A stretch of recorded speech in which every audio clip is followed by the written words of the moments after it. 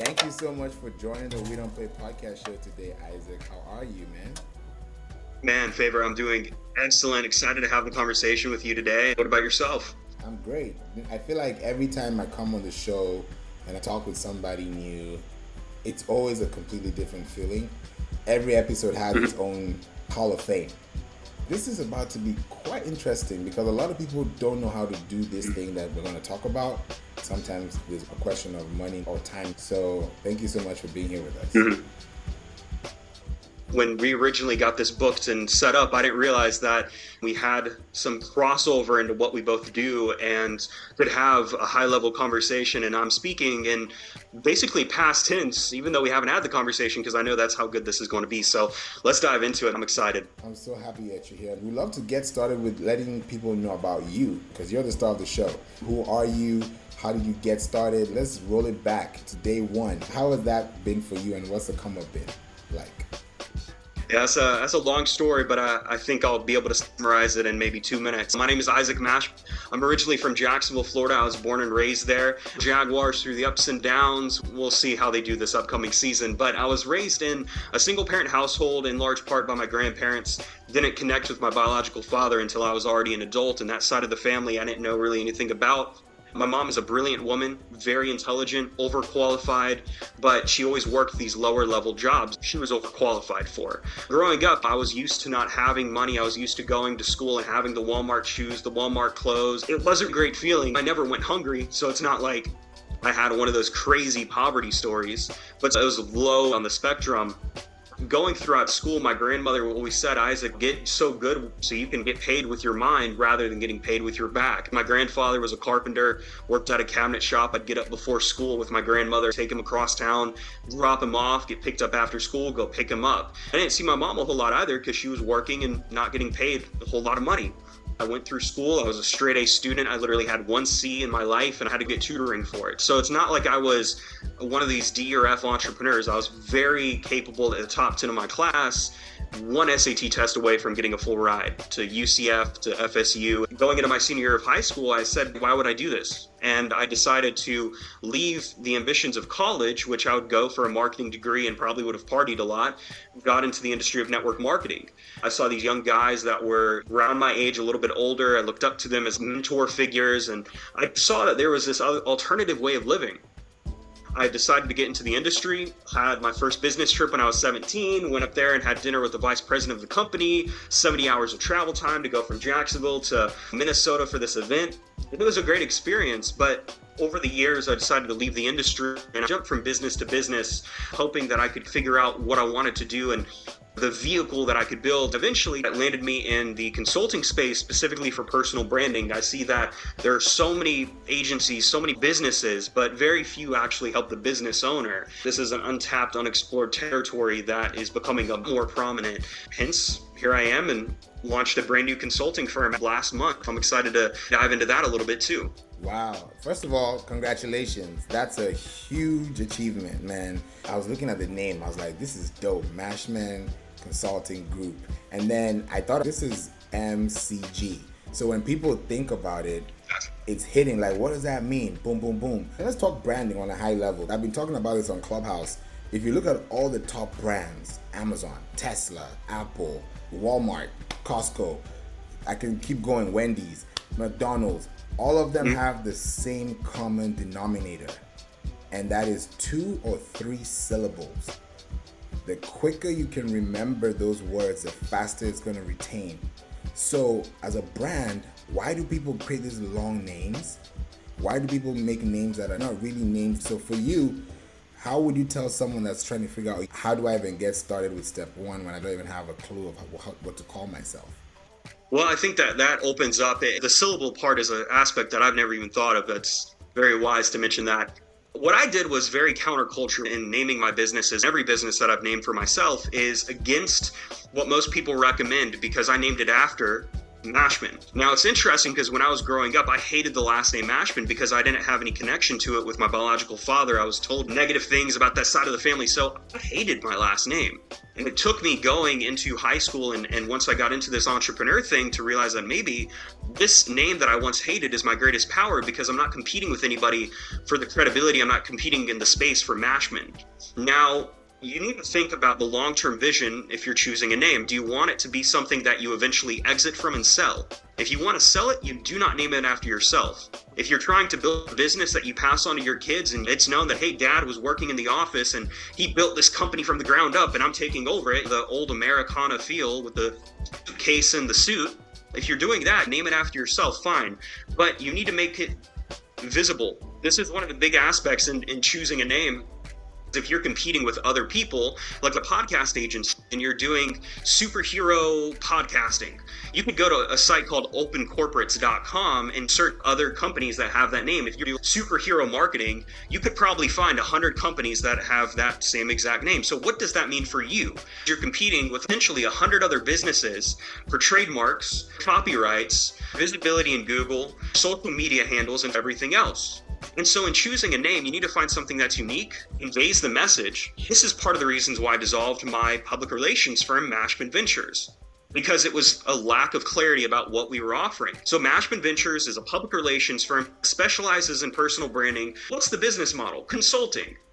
If you think about that, it was better than my previous endeavors, but I knew that I could take it a step further and make it even better. So that's why I decided to go with Mashman Consulting Group and make it so easy to digest and understand. If you have a difficult time communicating it, how can you expect another person to effectively communicate something you yourself struggle with? So it needs to be unique, needs to be very specific, and then from there, you can go ahead and start putting things behind it. I don't think that you need to start with the brand colors and all that other stuff. Those things will fall into place naturally. You could do some really creative techniques as well. My fiance has a publishing company she works on called Paper Fern Publishing, and I helped her with understanding, what that name would entail. If it's Paper Fern, right, there's a fern, you can use the green color scheme and lean into that. And if you're doing a publishing company, you know that it's paper related. So it's the best of both worlds. Think about these different aspects when launching your own business. Once you have the name, the rest of it falls in line much easier. What you call yourself or what people call you is what you're going to be called. If people are thinking about their names now, it has to sound right, feel right, make sense. Fiscally, if somebody is thinking about those businesses, they now go into branding because there's different types of brands, value brands, luxury brands, disruptive brands. How does someone say, okay, I want to be like a Target or Walmart, or do I want to be a hybrid? When people are going past the name, and like you said, your business model, consulting, everyone knows that. It's right in the name. Some businesses might want to do 3 verticals. For me, with the podcast, the reason why the we is there is because it's not just me. I'm not the only person on this podcast. It has become us, not myself. So that's why it's the way it is. That's a name people are going to remember for years. How does someone create a brand and know what that brand would be within that classic? This might go down as one of my favorite interviews, frankly, just with the quality of questions. You're including your own insights and directing the conversation, man. I absolutely love this conversation so far. There are a couple questions layered in there. Let me start by explaining the big difference between personal brand and a business brand or any other brand. Your personal brand is you. I am Isaac Mashman. You are Favor. I'm not going to pronounce your last name. That's just me being honest. You can laugh at me later. But your Favor, I'm Isaac Mashman. If you think about the comedians we follow, Kevin Hart, Dwayne "The Rock" Johnson, Joe Biden, Donald Trump, all these people have their personal brands. And the people that are the most successful, those that have consciously directed and built. If you think about the pharaohs or the kings of England or even Moses or Jesus Christ or the prophet Muhammad, all of these people had personal brands. We know them throughout history thousands of years later. So you, as a business owner in 2024 or an entertainer or comedian or an author, you're able to give these emotions and build your reputation around, hey, this is who I am, this is what I'm associated with. Now from there, you can launch in business, and because you're associated with that business, it automatically has trust and credibility. If you have been an industrial engineer for 20 years and you launch your own engineering firm, you could say, this is backed by 20 years of experience, and your business is no longer going to have to fight as hard for business because there's automatic trust in association with you. Now, I'm referring to a business from a marketing message standpoint. You can never say, and this is something, man, so many small businesses completely mess up on. They use their business pages as their personal pages. And it's like, that's the worst thing that somebody could do. Your personal page is meant for first person use. Your business page is used for third person use. If you were to go to my profile, you have to practice what you preach. I help create, maintain, and scale unrivaled personal brands. But now you go to MCG's page. We help create, maintain, and scale unrivaled personal brands. If you go to find a restaurant to eat at, all of these businesses are categorized by these little price tags. So you have the fast food restaurant is going to be $1 sign. A sit down mom and pop restaurant is $2. Maybe a steakhouse like Longhorn is going to be $3. And then a Ruth's Chris or one of these major Las Vegas Gordon Ramsay Hell's Kitchen kind of restaurants will have 4 different dollar signs. Those dollar signs serve as a promise. Think about it.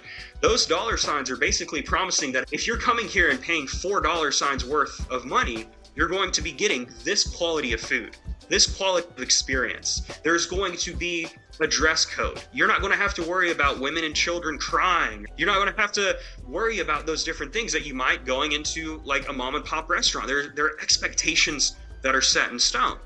So when you're building a business and thinking about your brand, I knew that MCG was going to be black and white color scheme. I knew the logo would be bold and kind of corporate, but not so much so that it would be off-putting.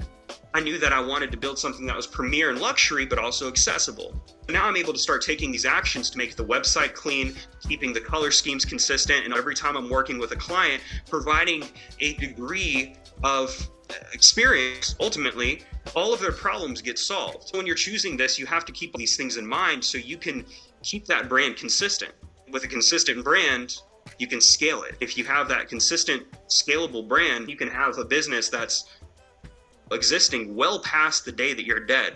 Charles Schwab, think about the bank, the investing company, was named after Charles Schwab. Armor Meat Company, all of these big businesses had one person that ultimately, now we follow their name and it exists well past their deaths. And that's really exciting if you're thinking legacy, right? If somebody's interested in that. I think there's a lot to digest. Please don't, because you've definitely given us something to chew on, because this is the meat and potatoes of marketing. This is why I like it. I don't like to give the fluff, because everyone, if you really want the fluff, there's YouTube University for you. But here, I like to like drop in those things that when people hear, they're like, oh, okay, I didn't know you could do this. Especially now with AI. There's a lot of psychology going on with marketing.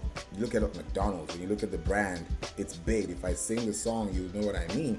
You know, music, I'm in the entertainment business industry. I know that vowels do great. Audio branding. Exactly. Using vowels. When you're learning your first language, you use vowels before you even could say a word. So if we go back to the basics, and say we have a song, we have an anthem, we have a slogan, it has that vowel connotation to it, then you can really know how you can put that into your framework. So if someone's thinking about their business now, they're like, okay, I got the name down, I got my brand down, I got my colors, I got my fonts. How does someone find me online, and how can they take that information to the next level so that when someone's searching for their name, using a non-branded search query to find them at the top of the search for a commercial search intent query, for example?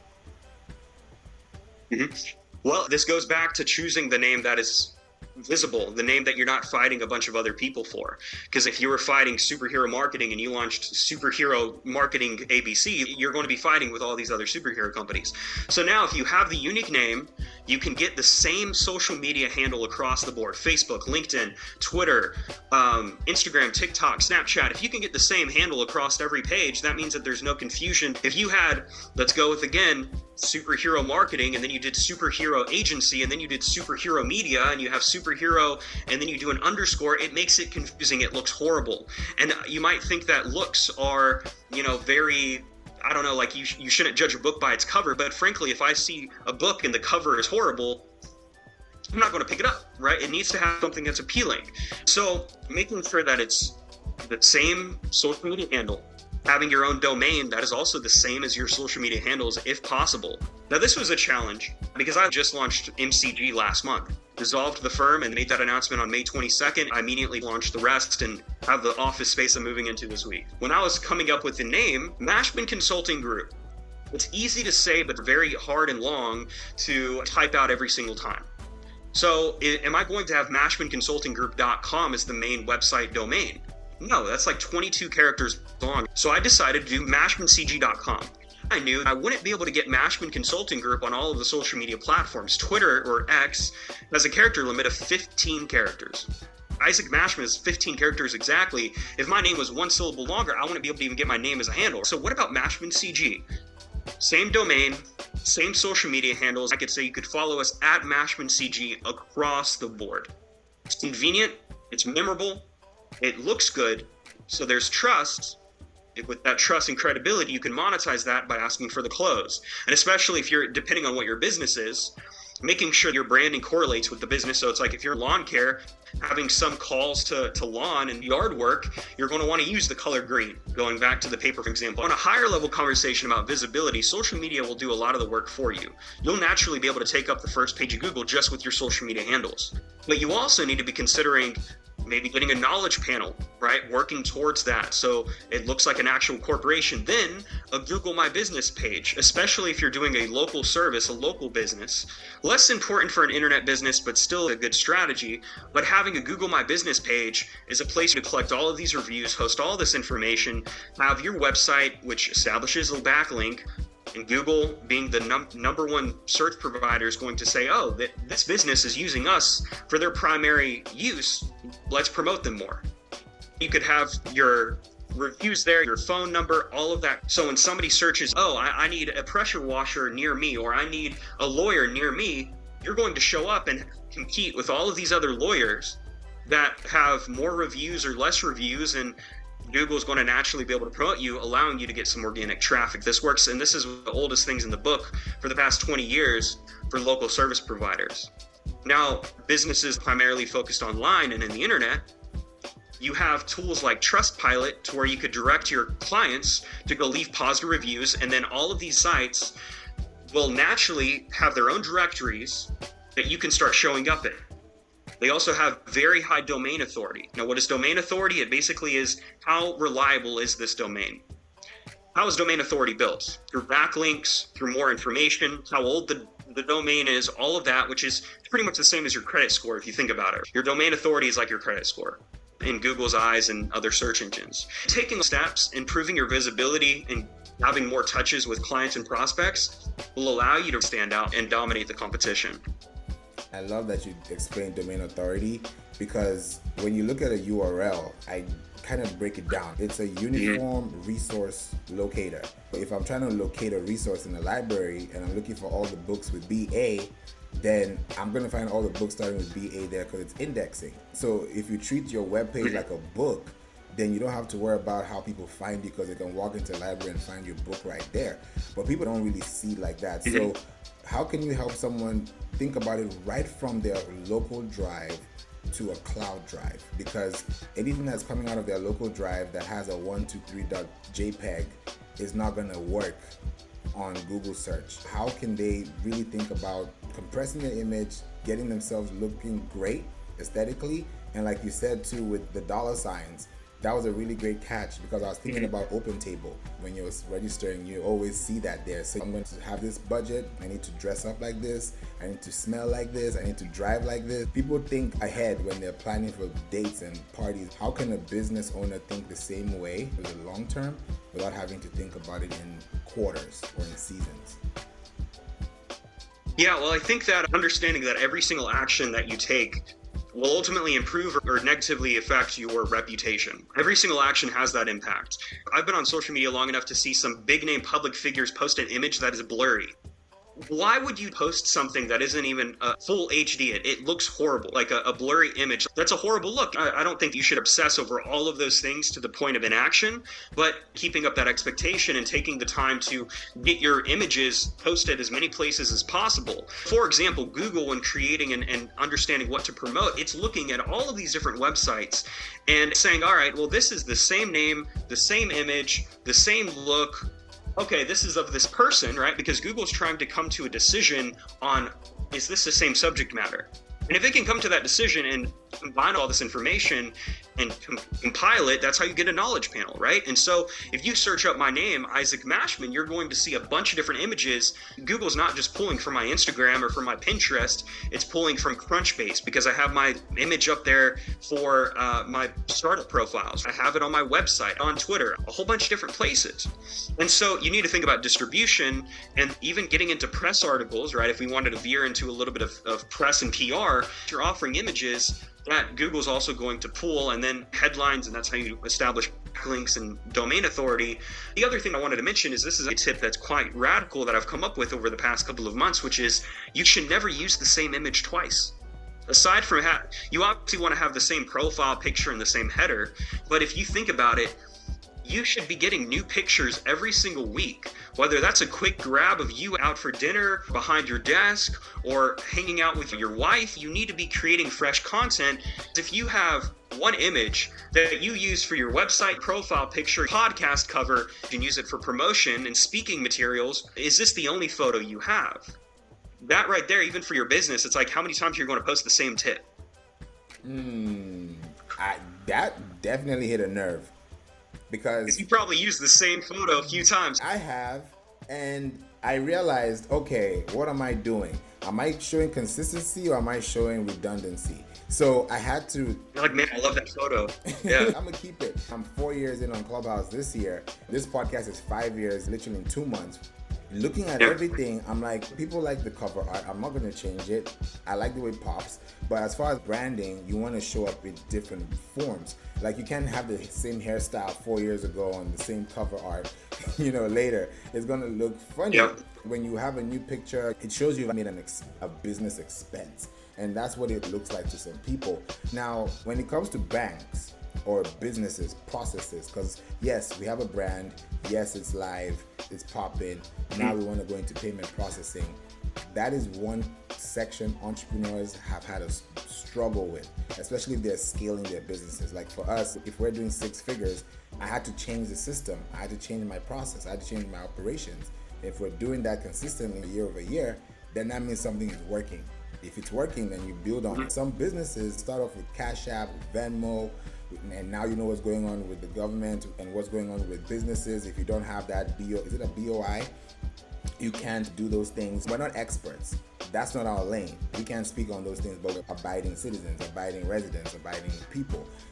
So how do you tell a business that has no financial savvy etiquette, that doesn't know where to start with a processor or some type of payment system, that even though they can look at their account year over year, they can say, we spend money on cable, we spend money on gas. How can they do that just from a long-term branding perspective?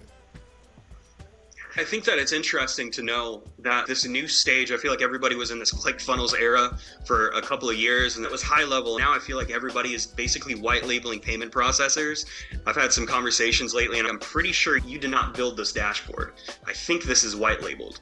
I'm not here to argue about white label businesses. If it works, it works. Talking about fees, you might think that starting out and making $50,000 a year is great, and then you're paying a 2.9% fee, and okay, whatever, it gets you from point A to B. I mean, with my old business, I was paying that 2.9% fee and then 30 cents, and I'm thinking to myself, man, I've paid thousands of dollars in these damn fees, man. I do not like this.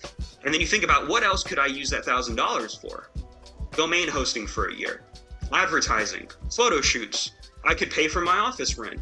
I could rent a space for an event. And then you start thinking about in this perspective of where are you delegating funds? You delegate people for tasks. Where are you delegating funds for outcomes? So thinking about the payment processing, it was interesting because I haven't decided on the payment processor yet for MCG. I've been having conversations. We've been temporarily using Cash App for Business, which then I also think about how they've been changing their persona from, oh, this looks scammy to, No, it's actually the easiest way to file taxes. Filed my taxes through Cash App last year, and it was easier than any other thing, and it didn't cost me anything. So I'm thinking about long term, but then I realized that, Cash App actually has less fees. It's literally 0.6% cheaper to use for business than Stripe. So long term, I'm trying to make these decisions that might seem minuscule, but if I'm building a $100 million company over the next decade with 1,000 consultants, am I going to want to continue paying $1 million in fees, or could I get it down lower? Locked in at maybe 1% or 1.5%. Do your research and use AI like ChatGPT, or go in real quick with Google Gemini and say, analyze the top payment processors, their pros and cons, the fees we're paying, and other stuff. You could come to a proper decision. Like filing taxes, nobody talks about that. And then you realize, you have Social Security tax and withholding for Medicare and all this other crap that I personally hate. So it's like, you need to find things that make your life easier and think long term. I love that, man. For me, just to give you, because I don't talk about it much in the show, so it's great that we're talking about this on a high level. If you don't, you got to skip it and come back. I've been moving from platform to platform, but as soon as I landed on HoneyBook, and that was about 3 years ago, I didn't look back. And I'll send you my link so that you can sign up with my link. And I have contacts with the people that work at HoneyBook, because I connect with them, and we've had a couple of cases, and we've won some cases. Pretty much all cases was won. And if it's anything that's in the way, they're very good to work with. I love them because they handle everything: contracts, timelines, proposals, requests, invoices. Now you can even get contact leads, requests. Like it's a beautiful place to be. Tagging, client workspace. Now you can even do payment plans. They just introduced that recently. So it's a great place for business, because the last thing you want is a barrier to entry and friction to currency. If those two things start happening, it starts to change. I love that you're talking about that, because a lot of businesses we don't talk about this. What you learn from me today, tomorrow I might be doing a different wave, because I'm learning as I go. The more I know, the more I don't know. So I love that you're bringing this for us today. If there's any business that wants to start today, or they have been doing business and they've been stuck, right? What can you tell them? Because you're doing consulting, and I feel like if you tell someone something like what you're about to tell them, they should be able to get up off their seat and say, okay, if Isaac could do it, I can do it. So what's that one thing you can tell the person listening right now that needs help with, okay, I have a brand, I want to stand out, and I have a decade plan? Because all these top businesses, they plan in decades. Apple knew what they were doing this week because they planned it years ago. How can you do this for others and invite them to that knowledge? There's two parts to this. The first is reverse engineer what worked. For myself, building out my personal brand, I looked at public figures and I said, what did they do to get to that point? And then I started taking those action steps to allow me to get there. Speaking about a business specifically, let's say you are, like, give me a business model, like a niche. Flowers. Okay, so a boutique shop. But let's go ahead and ask the questions. Do you want it to be a direct-to-door flower shop? Do you want it to be a boutique, or do you want it to be something that's retail, that scales into a nationwide brand? I would say retail. Retail. Okay, something that's scalable. So the name needs to be recognizable, needs to have a boutique feel when you walk in, but not boutique prices, and something that also has a big presence on social media and has a big presence online. I remember in Florida, in Jacksonville, there was a flower shop called Coons Flowers.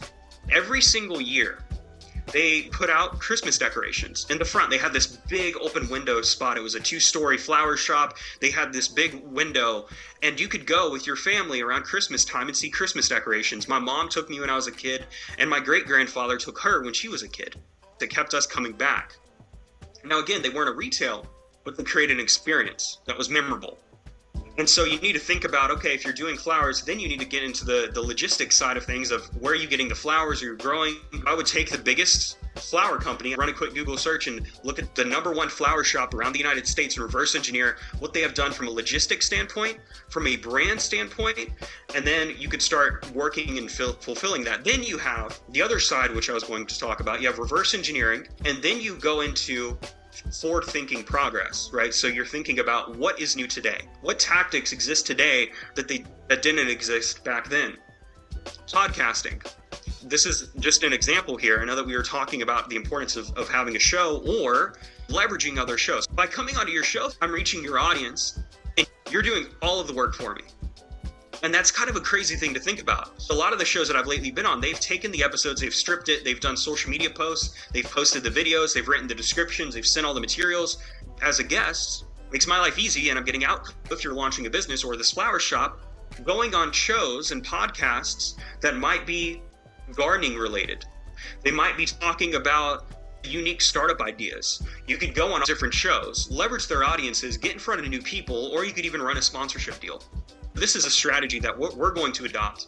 We're going to start sponsoring podcasts and say, hey, this episode is now sponsored by Mashman Consulting Group, and go into it. The podcaster gets paid a 20% commission, which is 10% higher than normal, for reading off something at the episode, and it allows them to potentially monetize. And so forward-thinking ideas tied with reverse engineering strategies allows you to become that number one flower shop in the nation. I love that. It's like an arrow. Run it back, and then the farther you go back, like a waybackmachine.org, and then you launch it forward, you're like, now you're in future mode, and now going to the moon. That's amazing. This has definitely been that one episode. If you have top 10 episodes out of 370, this one is one of them. Talking to you has helped them understand the value, because they keep hearing me do this, but when somebody else says it, I'm just like, yeah. You see, I'm not the only one. So I really appreciate you for coming here today and sharing this insight with us. I know some people want to connect with you. They want to work with you. They might need to also get some more advice, maybe some more specific questions they may have. How can they connect with you on the show or even after the show?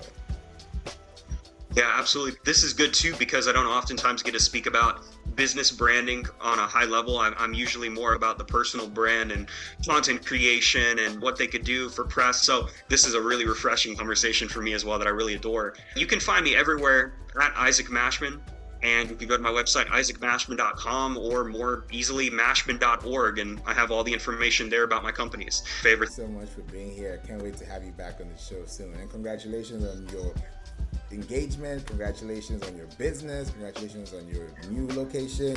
Thank Everything. you. Yeah, I'm so happy that it's kicking off for you like this. I'm proud of you and excited.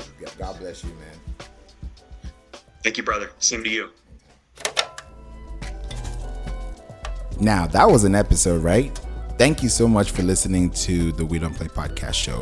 I'm so glad that you're here and you are sticking tight with us, especially to the very end. Now, this is season 11, and we're going to do it differently. And I want to make sure that every episode you listen to has something to give back, so that you can also learn more after you listen. Now, We Don't Play podcast show is where you listen, you live, you learn, and you earn. So if you're in any of those positions out of those four, please make sure that you reach out to me. Send out an email through info@playinc.online. That's info@playinc.online. Or you could go to playinc.online, which is a website, www.playinc.online, playinc.online, and schedule a call so that we can get you on an SEO discovery call to talk about your business and help you with your marketing needs. Thank you so much for listening, and I hope this helped you. See you in the next episode. God bless you. Jesus loves you.